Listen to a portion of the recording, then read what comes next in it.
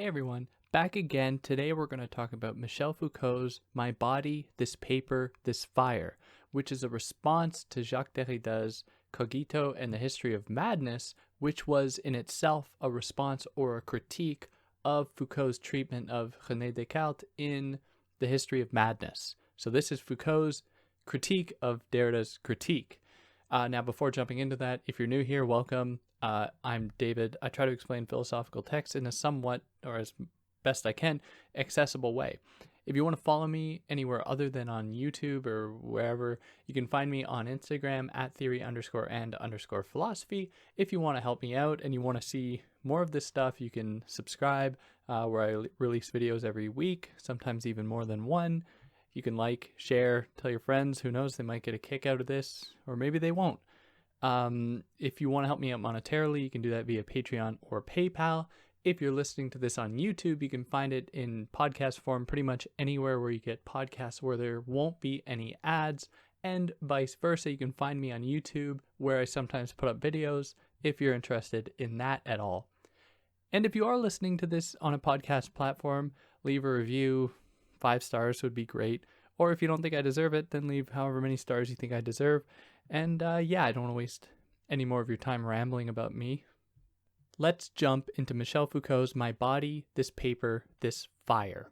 Now, I don't want to go and give like a whole summary of what Derrida said about Foucault. So this might be confusing unless you listen to last week's episode, which was Derrida's Cogito and the History of Madness.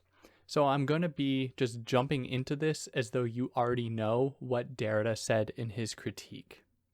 So this text starts out with Foucault reiterating that within the work of René Descartes, madness, unlike dreams, are excluded as a kind of from doubtful consideration, because one cannot be mad so long as one thinks. So Foucault, just setting the stage here, wants to make it clear that despite what Derrida said in his text, it was actually a lecture, but in any case, Foucault is making clear that he still thinks that within Descartes is an exclusion of madness. Now, against Derrida's reading of Descartes, Foucault says that Descartes does not say that dreaming is more common and more universal than madness, and he does not say that madness is less common than dreams. That would be a misinterpretation. What we do know is that Descartes privileges dreams to madness, and this is before we even consider if madness is an excluded or neglected category within Descartes' work and within the broader project of classical reason in which Descartes is situated. So in Descartes' text, there is an appreciation of the analogy of of dreaming as opposed to madness because of its supposedly universal quality and because it is habitual. So it's something that happens all the time or can happen to us at any time, and it is not at all uncommon.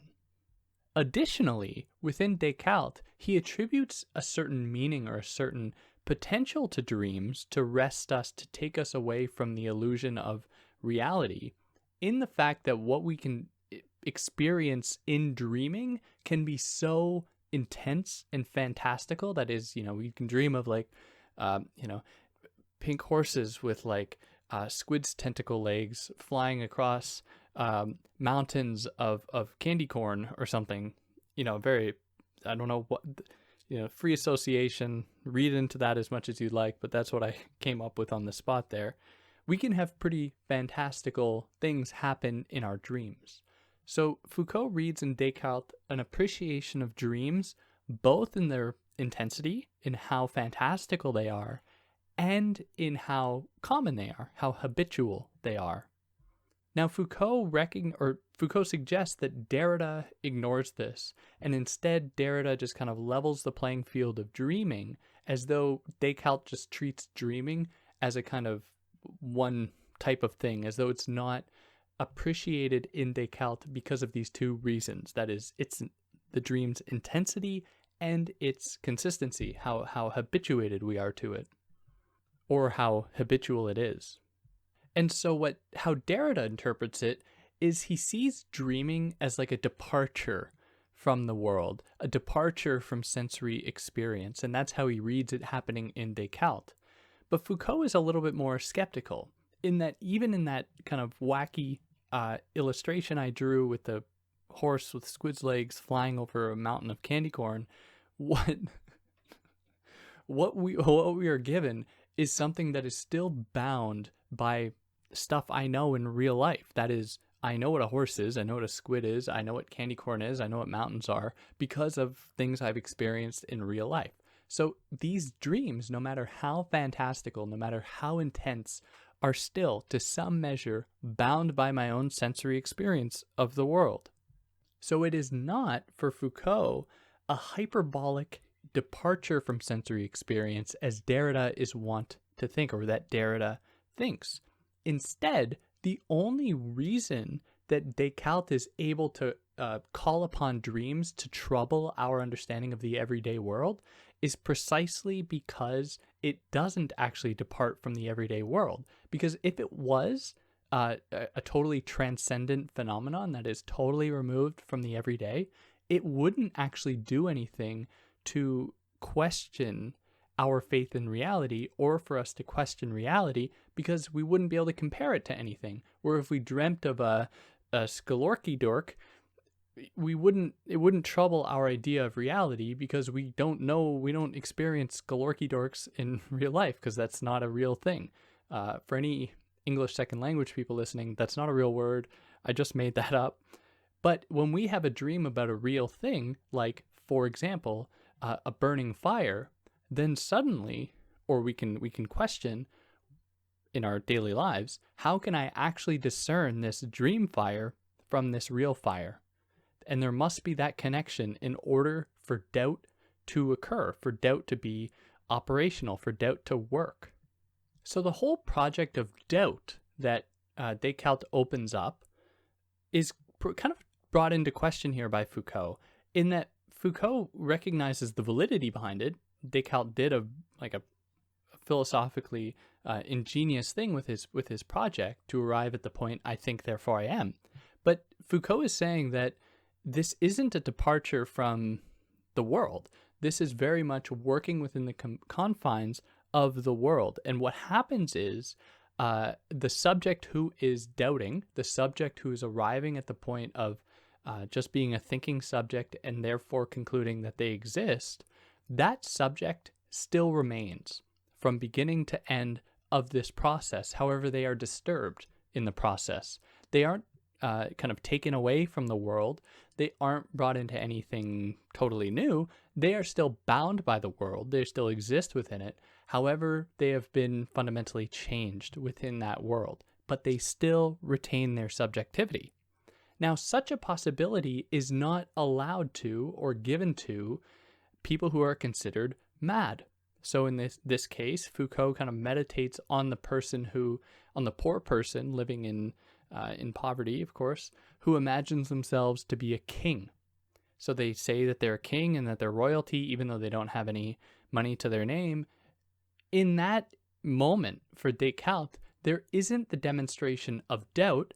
That madman isn't doubting their poverty, and instilling it with something else. They are just insane, so to speak. And so their belief is discredited, and it is not worthy of considering.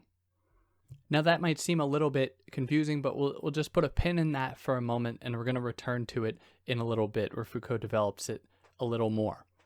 Now, as you might recall, in Derrida's text, he takes Foucault to task on mistranslating or misinterpreting a translation into the French, from Latin into the French. But Foucault recognizes as well that Derrida, for some reason, seems to have done the exact same thing.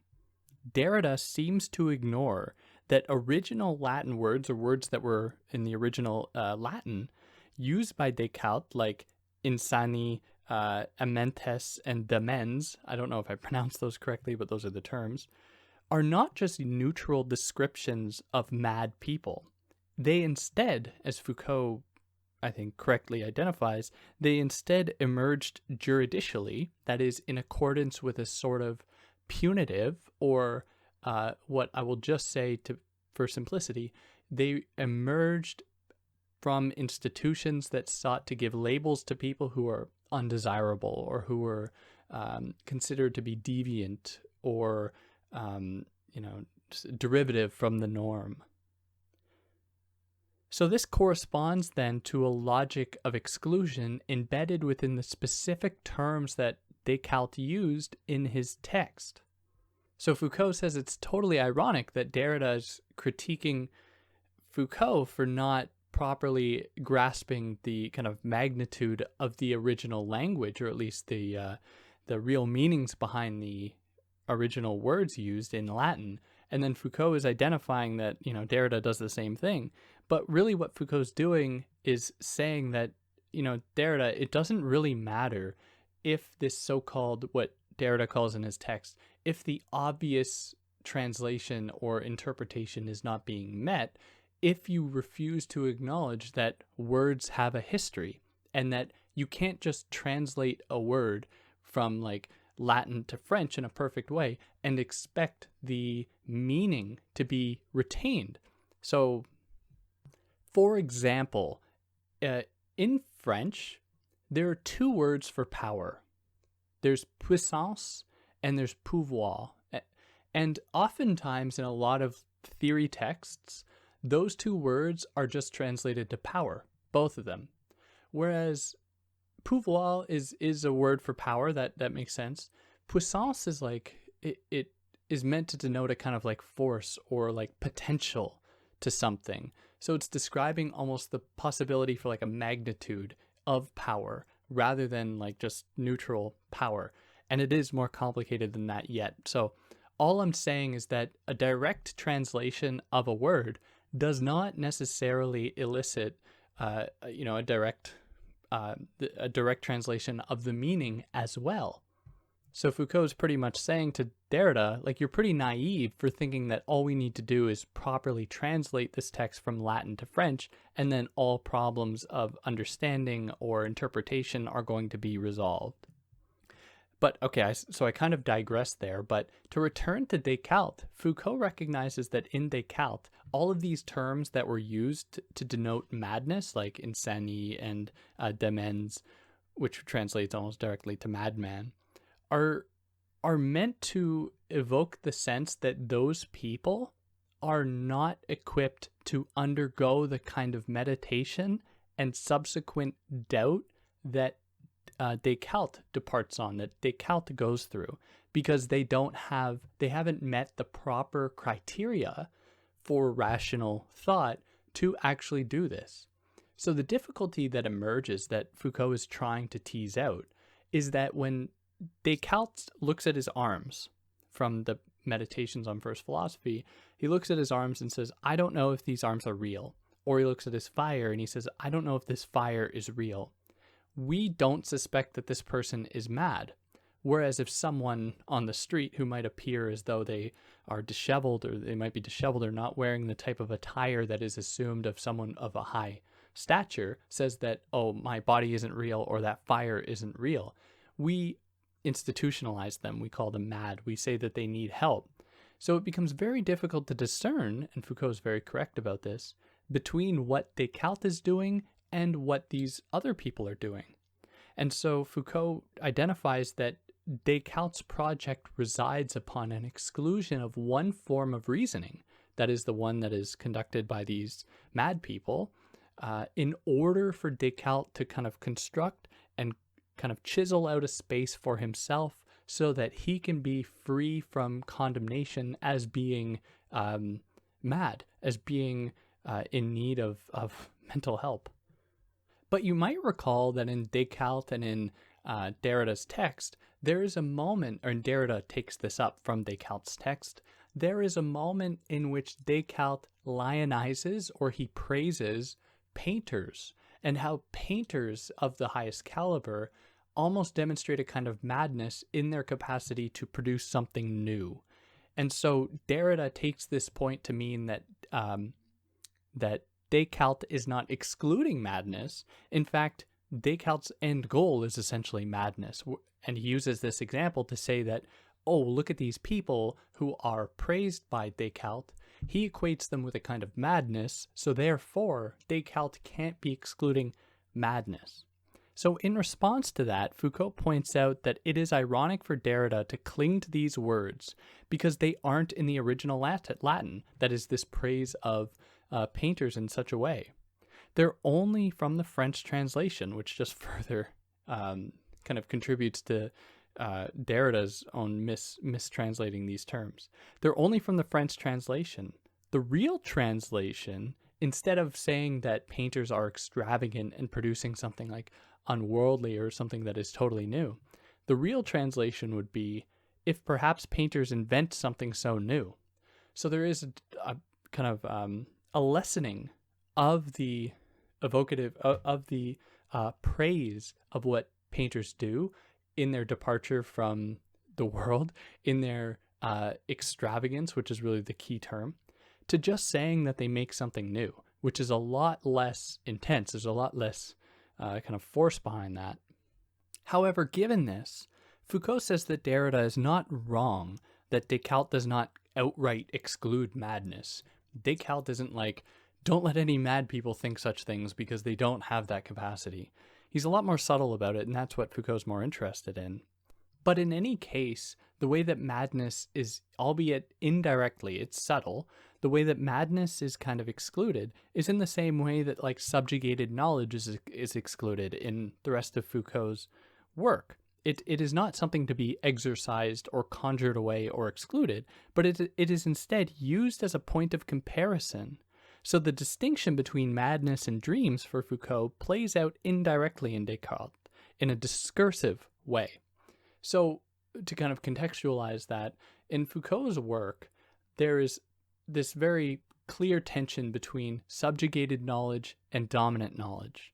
So dominant knowledge is like the kind of knowledge we see permeate in like various institutions, academic institutions, reputable ones, those that are kind of are seen or lionized in the public eye, academic institutions, medical institutions, and so on. Whereas subjugated knowledges are knowledges that are not given the same kind of, aren't seen as quite as credible. Like, for instance, indigenous healing practices, for example, is not viewed in the public eye. Depends, of course, how we define a public there, but I'm not going to get into that. It's not viewed in the same way. So what happens here is not an exclusion entirely of that form of subjugated knowledge. Instead, it is retained and kind of kept on the margins in order to enforce the power of the dominant center and making the dominant center a much more delectable, or I should say, delectable is the right word, but a much more appealing option than the outmoded, maybe traditional, archaic, other subjugated knowledge that can then be compared to rather than excluded. So in this way, Foucault isn't saying that this knowledge is completely eschewed or taken away. It is instead maintained in order to proffer up, to raise up the dominant form of knowledge, if you can follow my reasoning there.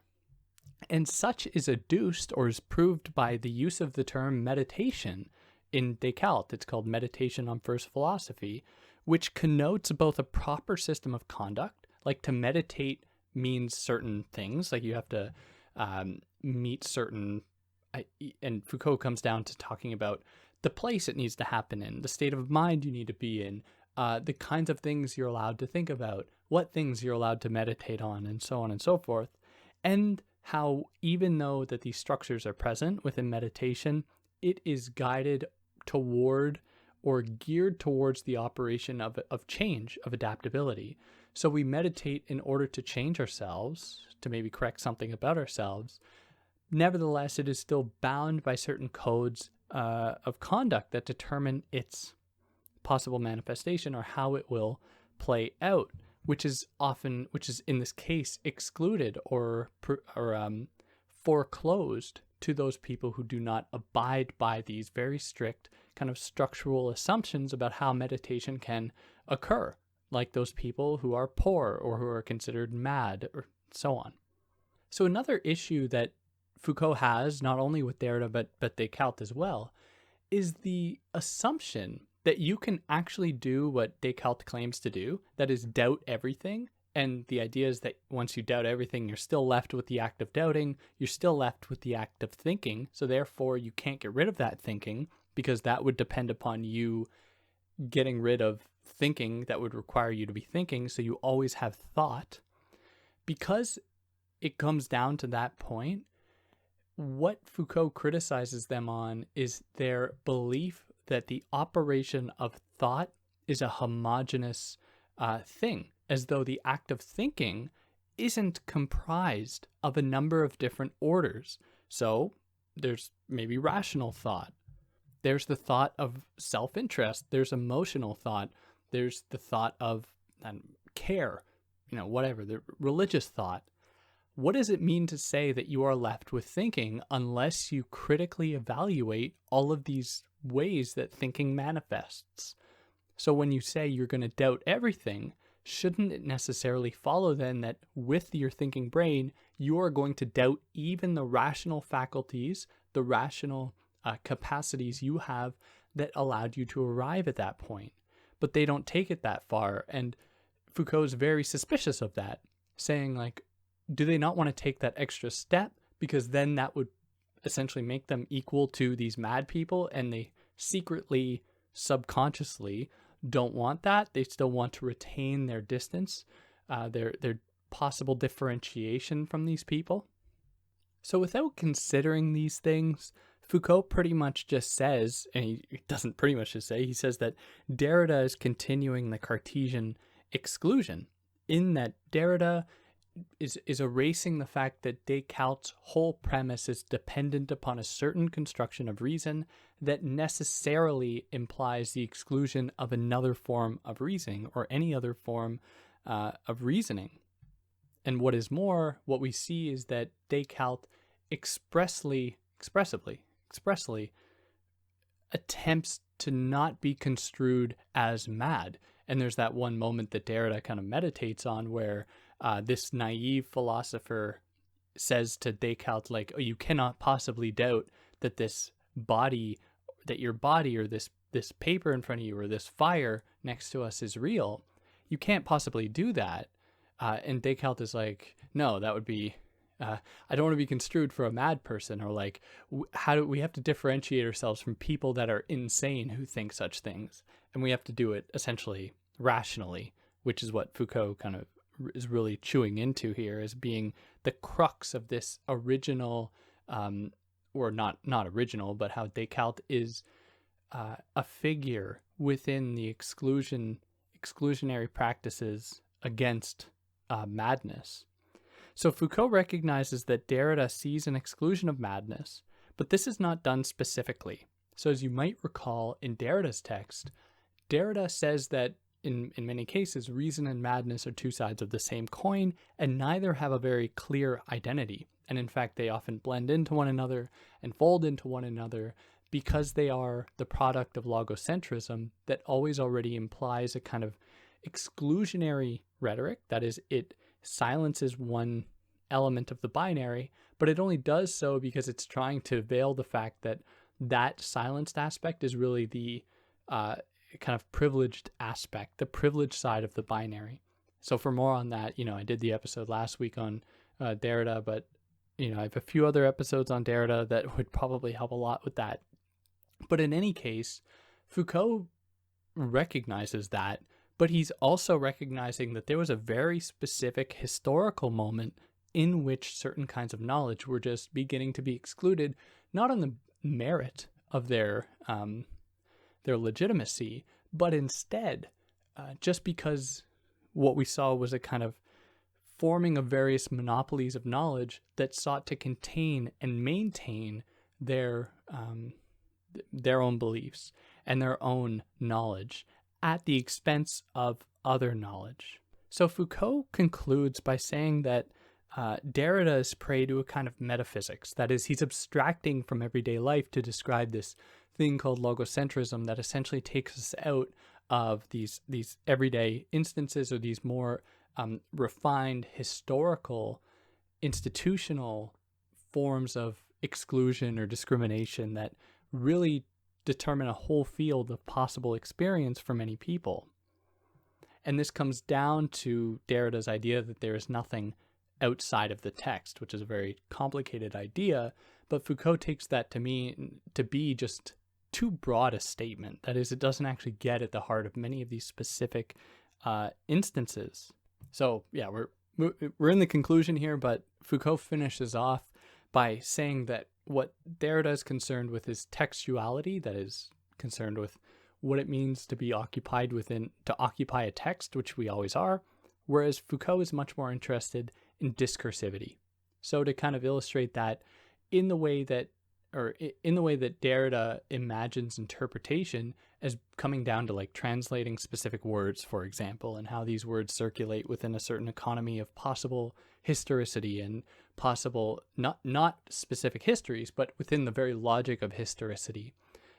Whereas Foucault is more interested in the specifics of a word, how it circulates within a certain economy of institutional regulation and institutional control, which will determine its use and how it maintains certain forms of oppression, certain institutional power, and so on.